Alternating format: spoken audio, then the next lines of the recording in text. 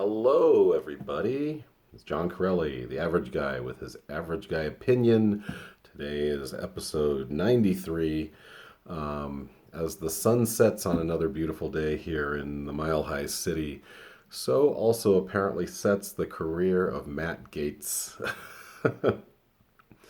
For those of you who don't know, he is I forgot what he is. Believe he's a congressman.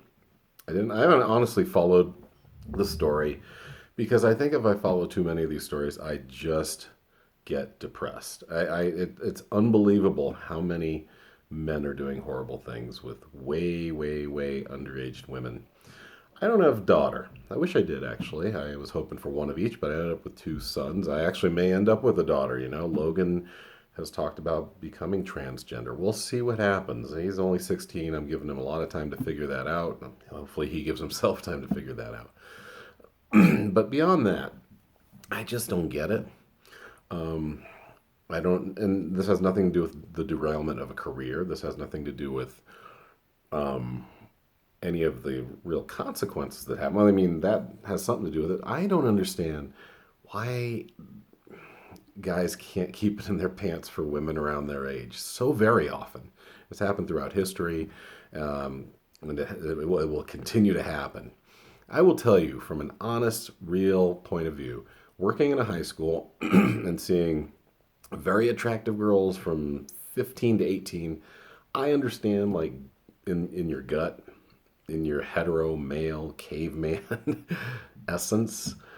Yeah, okay, yeah, girls like that look very attractive and let's be honest, let's just say fuckable. I know that's a terrible thing to say, especially from an educator, but these opinions are honest, if nothing else, all right? I try to be real on this channel, and maybe this somehow I could lose my job, but if we're being real, that I think enters any, staunchly male man's head when he sees that, especially the way it's flaunted about. It's the same way in the 80s.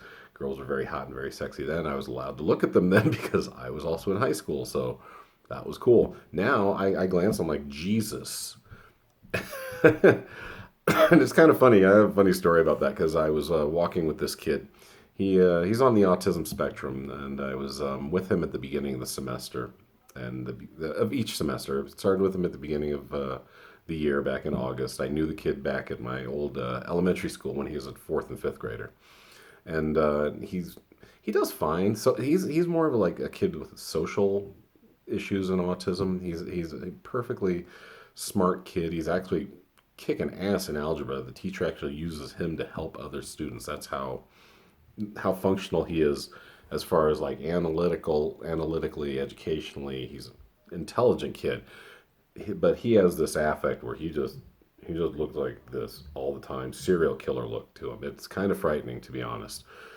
He is missing. He appears to be missing a lot of the empathetic hallmarks of being a decent human being. We'll see where he goes. I see him. I'll say hi to him. He'll just ghost me and keep walking. It's weird. I have to get in his face and go, Michael, is everything going okay?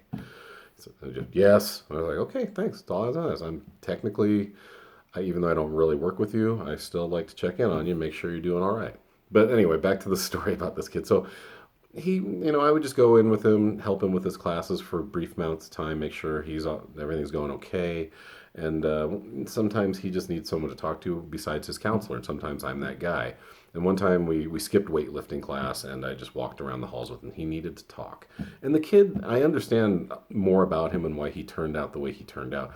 He said he was thrown in the middle of his parents' fights as long as he can remember, back when he was a baby. And he got thrown in the middle, and it kind of messed up the way he approaches things socially.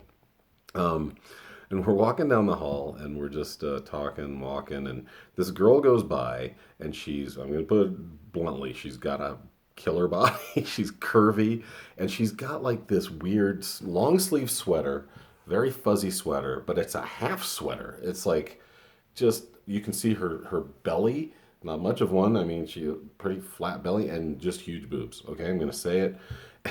And I'm just like, okay.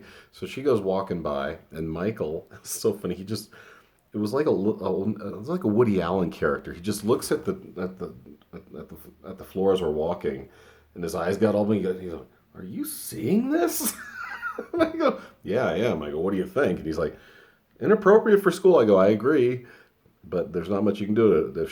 If she's within the codes of conduct as far as how you can dress at the school, I guess we got to deal with that and just move on." And I thought that at that point that the conversation would take a sexual turn and like, how you feel about girls, what do you think? They're not necessarily sexual, just relationship wise. And he just seems to not care about that at this point in his life. He's only a freshman. He's 15 years old, so fine. But I do understand, unfortunately, all too well, male perversion. Now, I'm going to speak for myself. I'm not going to be holier than thou, but I've never dated anyone more than 4 years out of my range.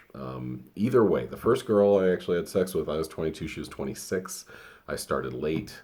Trust me, I was trying, but I just had no game. And I was also raised by a mother who's like, at least make it someone you like. Don't just go out and bang.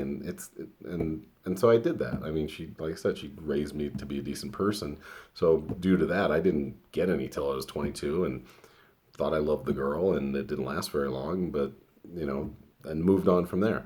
And the only other time I dated someone and it felt really inappropriate. I was about to turn 20. I was like a month or two turned from turning 20, and she was only 16.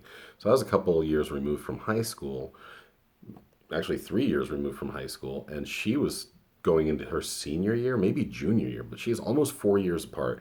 We went on a date, me and her, and was with a friend. So it was really a double date. We were kind of being wing people, but we had fun. We had a good time. Went and saw a movie, and we had dinner, and then I kissed her at the end of the night. And but we were both like, "This, I'm gonna turn 20 next month, and you're barely 16.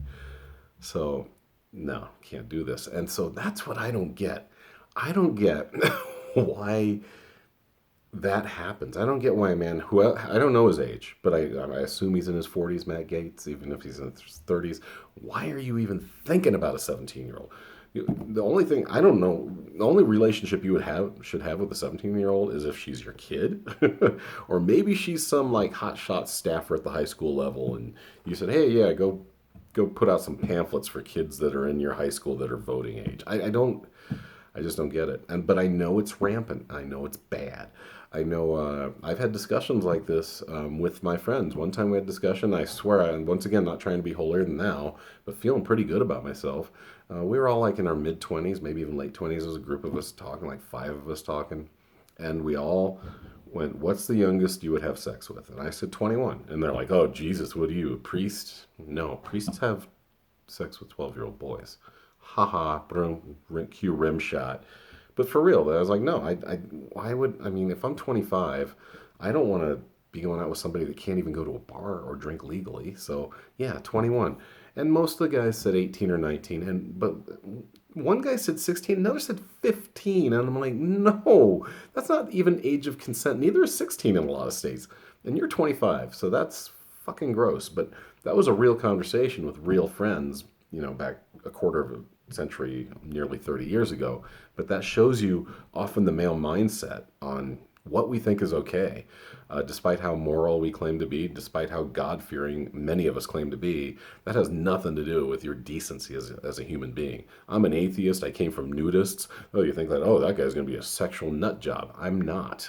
I'm actually the opposite. I'm pretty fucking puritanical and not super exciting. I mean, I like sex. I'm not gonna lie about that, but I just don't get where not only can you find that a girl that young attractive and for lack of a better word that I used earlier, unfortunately fuckable, you also rationalize it in your head, and I don't know, and let it honestly tear down your kingdom. I mean, like I said, that should be the least of the things you think about, but that repercussion should be in your head.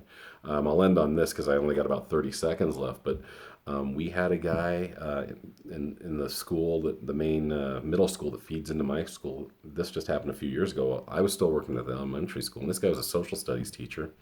He decided it was a good idea to have sex with a 14-year-old that was in one of his classes. He was in his 30s. And it's fucking gross. That's the only word I can think of. And then one of the vice principals there covered the shit up. And my school district got hit with an 11 million payout because of that. He had, I think, 3 families total. I don't know if he had sex with all the girls or harassed some of them, but yeah.